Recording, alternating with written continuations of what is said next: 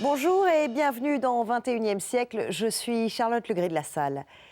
C'est une maladie qui frappe toutes les 5 secondes à travers le monde, qui tue toutes les 10 secondes. Un mal silencieux qui décime les pays développés, le diabète.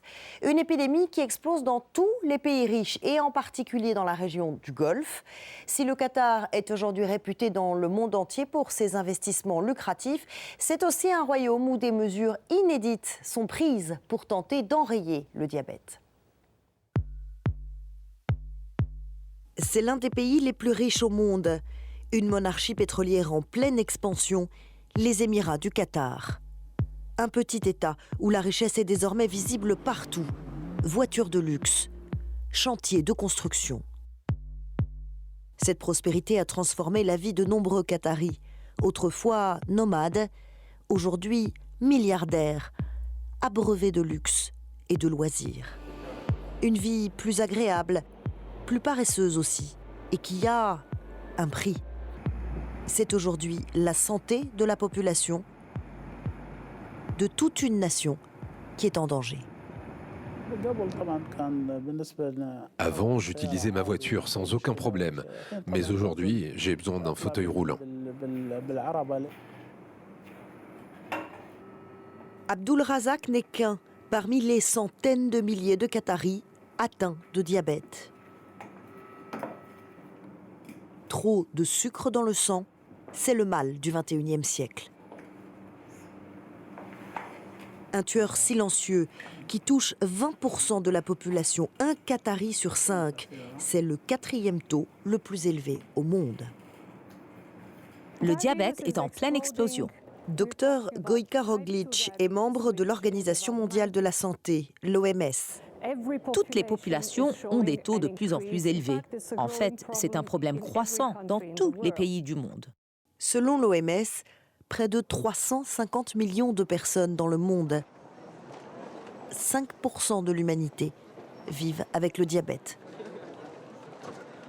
Et ce chiffre pourrait doubler dans les 20 prochaines années. C'est une maladie sournoise. Elle détruit votre corps de l'intérieur sans même que vous vous en aperceviez. Certains cas de diabète sont héréditaires, mais pour expliquer la hausse vertigineuse de cette maladie, les experts désignent le fautif, notre mode de vie sédentaire, des taux d'obésité affolants, en particulier dans la région du Golfe.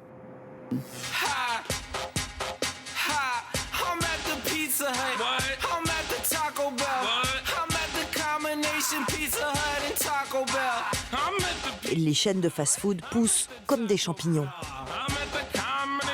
Ils aiment la malbouffe, les burgers.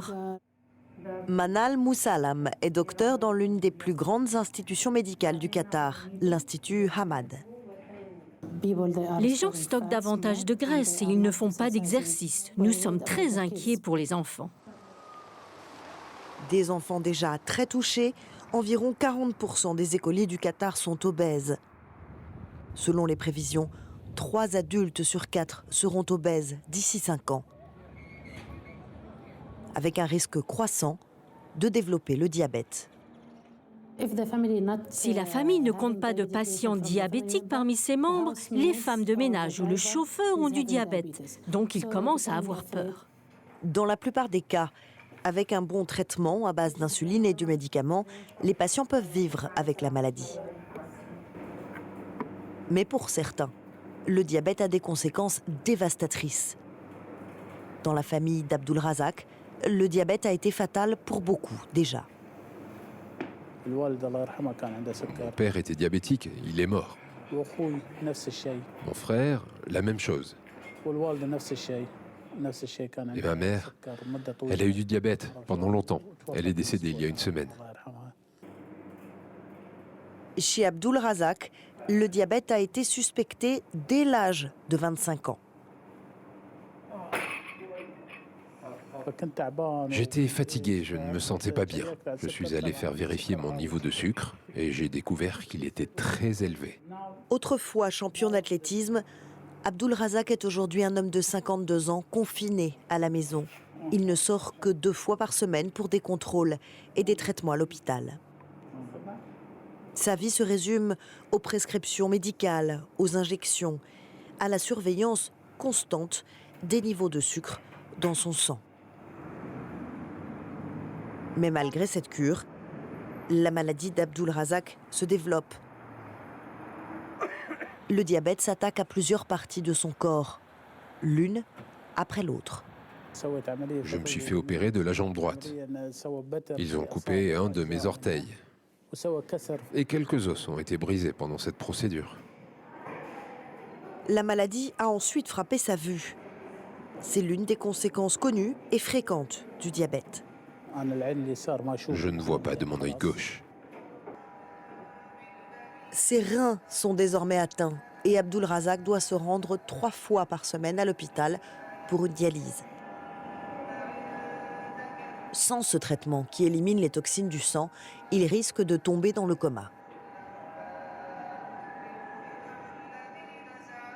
Pour Abdul Razak, le poids de la maladie n'est pas seulement physique. Le diabète a énormément affecté sa famille. Sa fille surtout, Fatima. C'est quelque chose de difficile pour toute la famille. Il est fatigué, il ne peut pas bouger. Je voudrais qu'il soit en bonne santé comme avant. Je n'accepte pas que mon père soit si faible.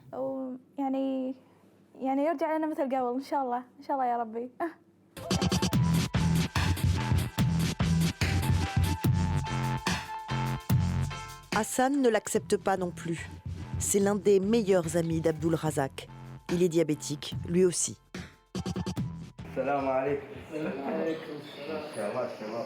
Hassan suit un régime et fait de l'exercice quotidiennement.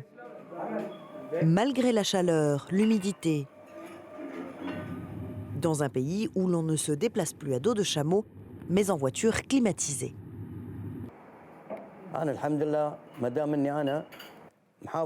Tant que je prends soin de mon alimentation et que je fais de l'exercice, et j'en fais tous les jours, cela m'aidera. Le Qatar a pris les devants. Il fallait répondre à cette épidémie galopante. Alors, le gouvernement a développé des mesures créatives, innovantes, consacrant 20% du budget de la santé au traitement et à la prévention du diabète. Ce qui permet par exemple de fournir des tests gratuits aux patients comme Hassan et Abdul Razak. Tous les fast-foods du pays ont maintenant l'obligation d'afficher le nombre de calories de chaque repas. Et pour prévenir de futurs cas et aider les enfants qui vivent aujourd'hui avec la maladie, le gouvernement a pris une mesure unique en son genre, offrir des camps d'été gratuits à tous les enfants du Qatar.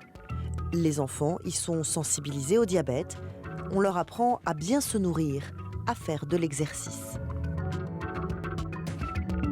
Le Qatar développe également les technologies les plus avancées pour lutter contre le diabète. Le centre médical du Qatar est désormais à la pointe de la recherche dans ce domaine. Il collabore avec les plus grandes universités du monde pour mettre au point des tests génétiques qui permettent de prévoir les risques de développer la maladie.